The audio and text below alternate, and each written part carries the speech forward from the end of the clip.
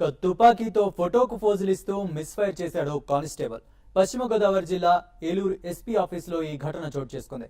Mogalthur police station కు చెందిన constable Chinnababu gun తో ఫోటోకు ఫోజులిచ్చాడు. ఫోటో దిగేందుకు గన్ పైకెత్తాడు. ట్రిగ్గర్ పై వేలుపడి మిస్ఫైర్ అయింది. ఒక్కసారిగా కాల్పుల మూత వినిపించడంతో ఎస్పీ ఆఫీసులోని సిబ్బంది అంతా ఉలిక్కిపడ్డారు. ఈ ఘటనపై స్పెషల్ డీఎస్పీ మోహన్ విచారణకు ఆదేశించారు.